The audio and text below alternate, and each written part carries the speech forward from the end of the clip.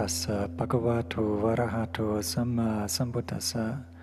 Namo tassa bhagavato arahato samma sambuddhassa. Namo tassa bhagavato arahato samma sambuddhassa. Ito parang sakajang dhammo sotapoti. So may all of you set your hearts on listening to the Dhamma. So it's the 5th day of our Dharma practice together. All our intent on this, coming together, many people from many different countries, many different time zones.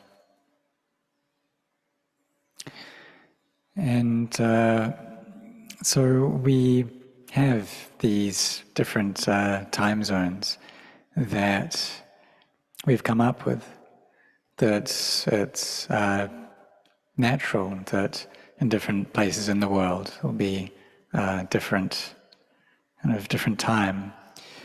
But these times are also something that humans have created. These are suppositions that we come up with, that the time differs by so many hours in different places. So this is a convention that we have created for the sake of understanding like this. If we didn't have this creation, we wouldn't know how to talk with one another about this matter. We wouldn't know how to kind of answer to the question, well, what time is it now? How different is the time? So we should thank the people that created this system, this convention. It gives us this convenience. We're able to organize ourselves, able to talk in a way that we understand this convention about time. We see that time is always moving. It's always spinning around. And all beings, humans, animals, they're all affected by this time. They're all getting consumed by time. Old age, sickness, and death is coming closer to us all the time. So time consumes all beings, and it even consumes itself. So we should set our hearts on this practice, and we need to contemplate as well. Contemplate into this nature of conventions, that we live in different countries. Each country has, for the most part, its own language. During the time of the Buddha, in India, there were many different languages, but Pali was the common language. So it's similar to this present day and age, that we have many different countries. They have their own languages there, but we have this language of English in common that we can all understand in line with conventions. So these conventions are things that we've met with since we were born. We have these conventions of boy and girl, but if we change those up, if they were changed right from the time that we were born, we called a girl a boy and a boy a girl, then that's how we would speak right now. That's how we would understand things right now. Well, the same with a monk and a layperson, that if we called a layperson a monk and a monk a layperson, if that was how the convention was, we changed the conventions like that, then that's how we would speak and that's how we would understand things. So the same with novice and monk, if we change those over, then people would understand that in line with that convention. Or like a chicken and a duck, that if those were changed around, then we would be calling a chicken a duck and a duck a chicken. And that's how we would understand it. But when we're born, we gain this kind of understanding through supposition, or of supposition, and we think that that's reality. We think that a duck really is a duck and a chicken really is a chicken. That we don't know conventions. But really it's just this language, it's just a name that we call different things. That there's this person and that person. All the various buildings, the Dharma halls, the jetties, these are all just conventions. But if we don't realize that, then we think that it's real. We think that I am real, that they are real. So we have a self, and we're lost in that self.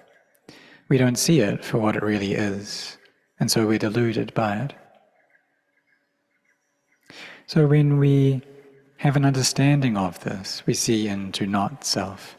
When we see that, we see the true self. We see the self as being anicca, dukkha, anatta. We see it as changing and suffering and not self. So this is the wisdom that arises, that allows us to know and see. So when we practice the Dhamma, we develop this mindfulness, develop samadhi and make that firm. And we also have the self while we're practicing. But we also see the drawbacks in having that sense of self, because suffering arises. And sometimes we're able to see that not having a self, that we won't suffer. We see how throughout this life that we've experienced so much pain and difficulty, and we don't want to experience that again. But we don't know the cause of that. Why is it that I suffer the way I do? So we go through this anguish and this pain, and we don't know the cause for it. We also don't know the methods to fix that. But when the Buddha awakened through his own effort, then he taught the methods. He taught about this dukkha, the suffering, the cause of dukkha, its cessation, and the path of practice leading to that cessation. So we study this, and this is something that people have studied right until this present day. And we begin to gain an understanding of it, that suffering arises due to the presence of the self.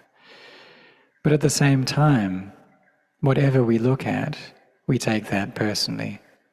That all things are self. We see everything in terms of me and mine, you and yours. It's hair of the head, hair of the body, nails, teeth and skin. This is all me, this is all mine. So when I was a layperson, I tried to contemplate into not self in order to try to fix this suffering. So I reflected upon this body, and specifically the blood in the body. And the blood that was taken out of my body, I could see that that's not me. I could gain that understanding. But when I contemplated the blood in my body, then that was my blood.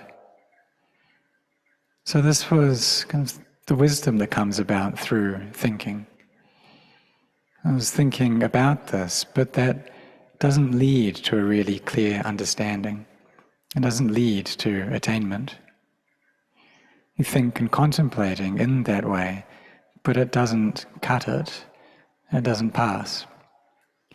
So I could see how the blood externally, that's not me, but internally, it was me. There was still that clinging and attachment there.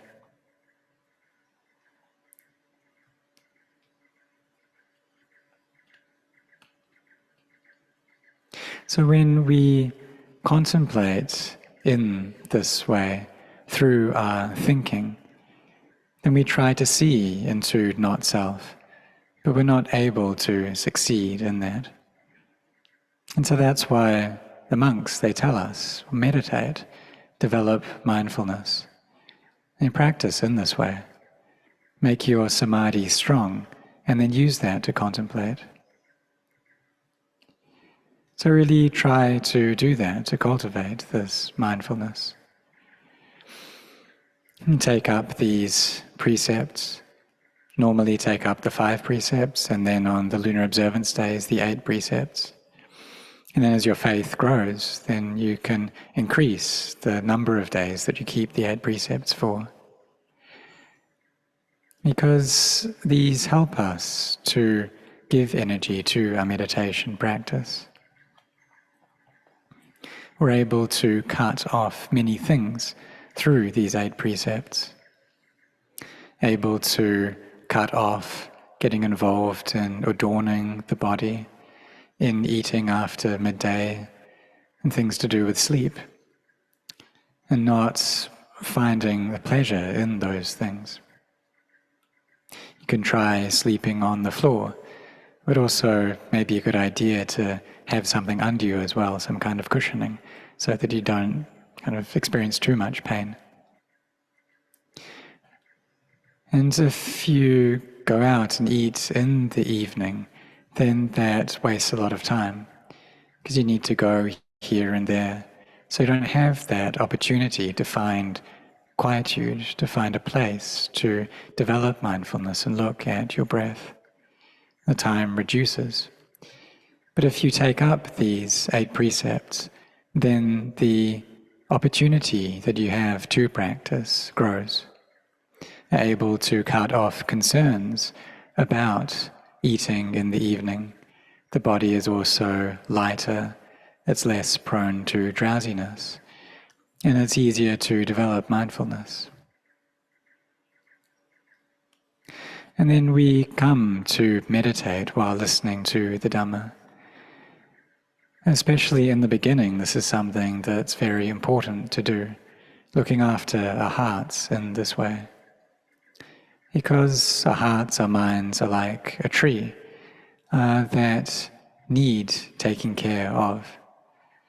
That we plant a young sapling and we need to put something over it to shelter it from the harsh sunlight. You also water it and give it some fertilizer as well. And then that sapling grows and grows into a tree. So our hearts are like this. They're like small children that need looking after, that need a boundary as well. So when we listen to the Dhamma, that helps to keep our minds within a boundary. See how in this present day there are so many kinds of entertainment that people in this world are deluded in. It's like when we're watching a sports event, and if we cheer one side and they win, then we're happy. But if we're supporting a side and they lose, then we get upset. And it's natural for people in this world to be like this, and we were like this before ourselves. But if we attach to these things, if we have this deluded delight in these things, then that gives us trouble.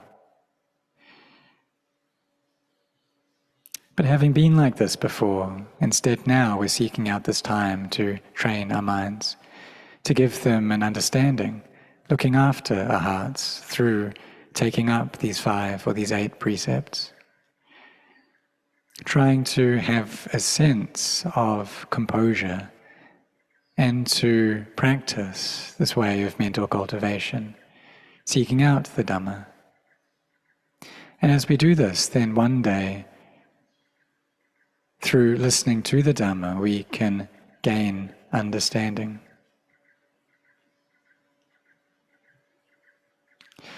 So I once had listened to a Dhamma talk about the nature of conventions, how all things are conventions. So like a glass, that we say that it has different sizes. We say it's called a glass, and this is the convention of language. But when the mind is still and we look at that, then none of that is there. Again, this deep understanding and vimutti arises. And the mind gains this really clear understanding. And so when I was listening to a teaching by Ajahn Chah, I didn't think that it would be like this.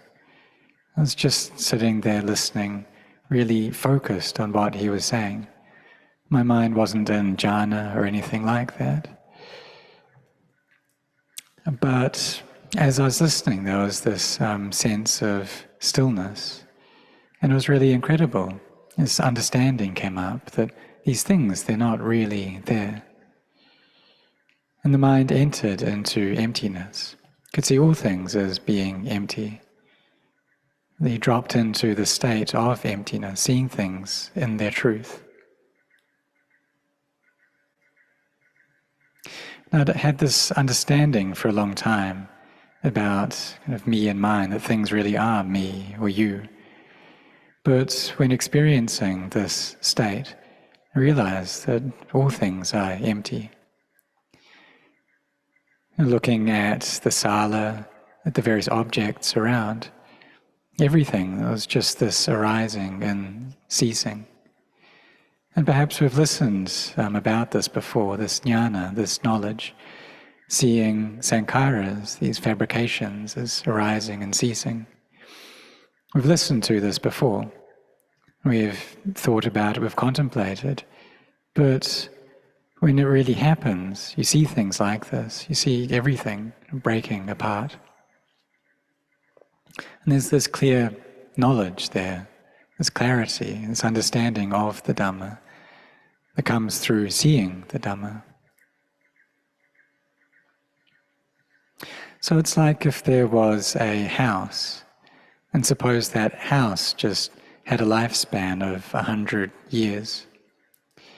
And it's like we're looking at that house, and then as each year passed, we slowly see it kind of break apart. And then as it gets to 99 years, then we really see it start to fall apart. And then when there's only kind of 10 months left, 9 months left, and then eventually when it reaches that 100 years, the whole thing just breaks and crumbles. And right there, when it crumbles, then we see into its nature of impermanence. But when we practice and when wisdom arises, we see all of that happening right here in the present moment. That there's this just arising and ceasing happening right in the present moment. It doesn't take kind of 100 years, but it happens right here, coming and going. We see all things like that, this arising and ceasing. See that all beings, all people, all animals are walking towards their death. And you can't find kind of a self in this. So when we see things in this way, then there's a sense of weariness that comes up, and the mind eases out or extracts this lust for the things in this world.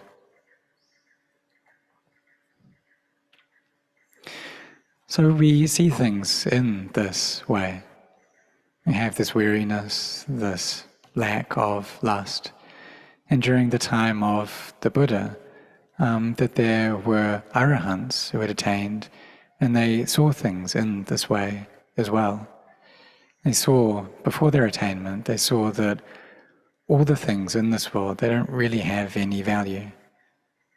That all lives are going towards death and must end in death. They saw that the developing of parami, the spiritual virtue, is really a worthwhile and a very good thing to do. So like how the Buddha gave up so much, gave up his wealth, gave up his family, and did that for many, many lives, because he had this aspiration for bodhinyana, for this knowledge of awakening, this very highest aspiration. The arahants, they sacrificed so many things because they saw how these things, they're not sure, they're not constant, they're not stable, that we have to leave everything behind, that nothing lasts. And by seeing this and by practicing, then we see the nature of conventions, and then vimutti, liberation, arises. We see the Dhamma. And then there's a great sense of joy that arises from that, from seeing the truth. Because we've been traveling in the cycle of samsara for such a long time now, through each life that we've had, being born as very various things into different religions, separating things out in this way. But when we gain a knowledge in our hearts, we see that it's greed, hatred, and delusion that takes our minds through these lifetimes to becoming and birth. But when this knowledge comes up, when we understand reality, then there's no 8th life. It's just 7 lives left. In the beginning, we need to set ourselves on this practice, on meditating, cultivating our hearts. And even though we may gain a certain knowledge through listening, we should contemplate that as well. Try to bring the mind to peace.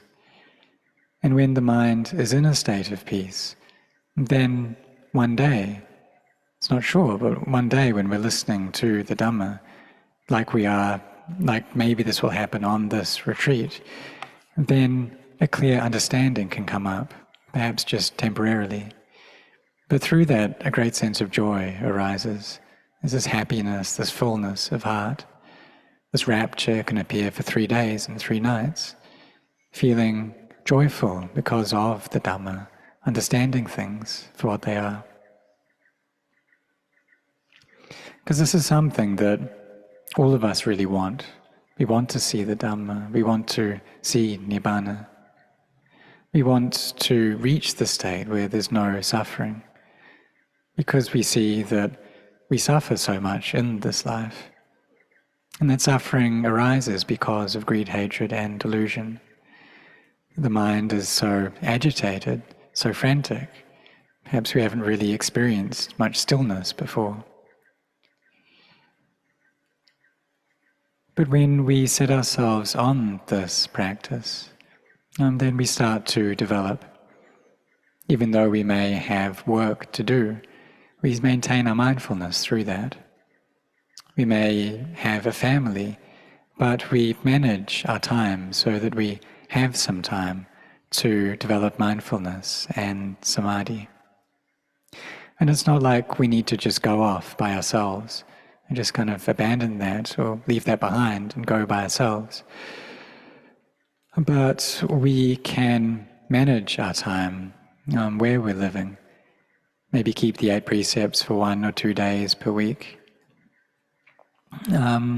And manage our time, so some time with our family and also some time for ourselves to practice. So in the time of the Buddha, there were many of his disciples who had a family and who practiced as well.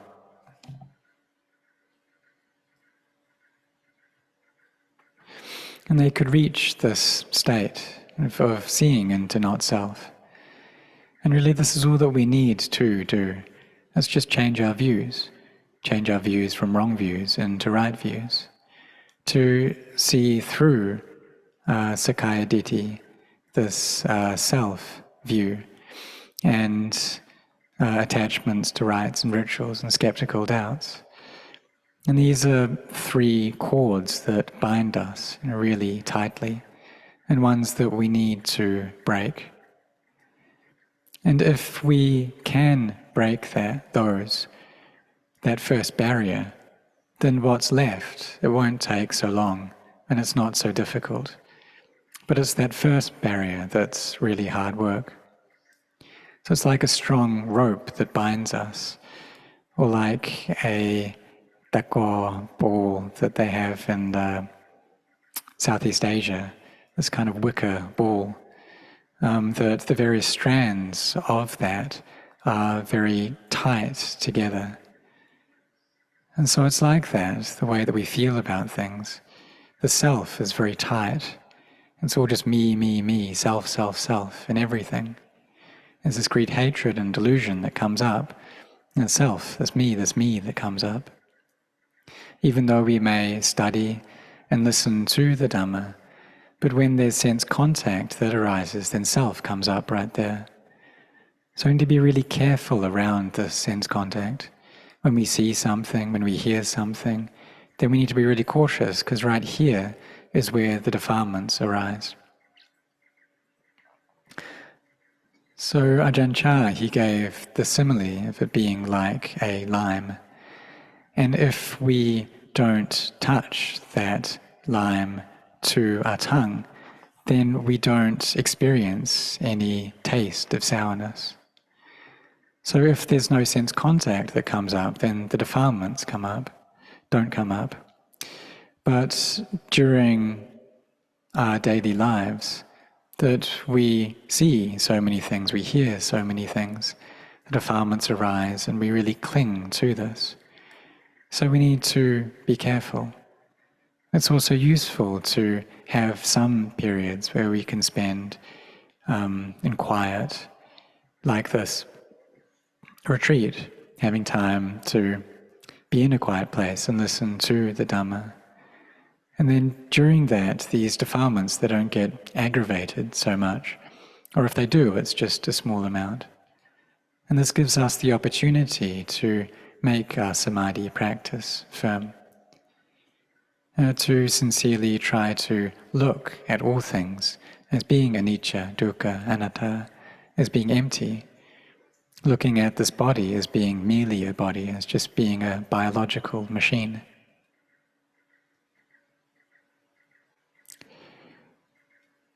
So this is all for the sake of peace. Our giving, generosity, our virtue, our meditation is all for the sake of peace, for the arising and the development of wisdom, for the sake of freedom from suffering. So may all of you really be sincere in this.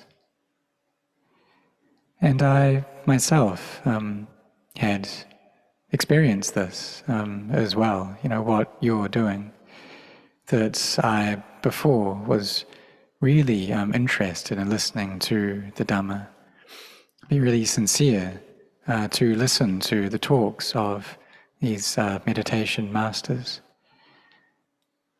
And when I set my heart on listening like that, there was this peace. And so this is one level of samadhi, when we're sincere in listening to the Dhamma. And then when the time came, then there was this gathering together of the mind. And I didn't expect for that to happen. If I had thought before, that in 1 year or 2 years that I would see the Dhamma, then I would have felt, very at ease. But I just didn't know that any of this was going to happen.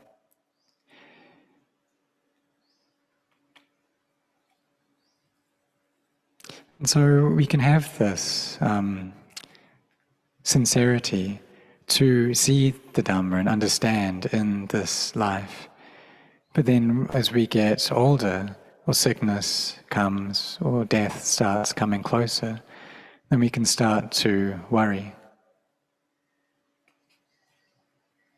But you should try to kind of maintain your mindfulness and develop wisdom so that you're able to see into emptiness, so that this joy can arise, this understanding can arise through meditation. So while you're listening to these Dhamma talks, listening to this translation, then be sincere in that, really set your heart firmly on that, on listening to the Dhamma so that joy arises, so that your parami grows. And whenever your parami becomes full, then you'll gain knowledge right then.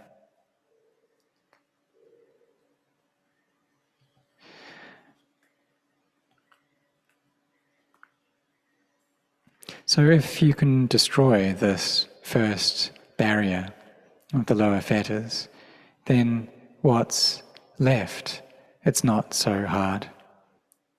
There's no eighth life left. You kind of gain a knowledge into the nature of conventions. But if we don't have that knowledge, then we don't know when samsara is going to end, when it's going to stop. So take it in this life, do it in this life. So may you succeed in this. May you know the Dhamma, may you see the Dhamma.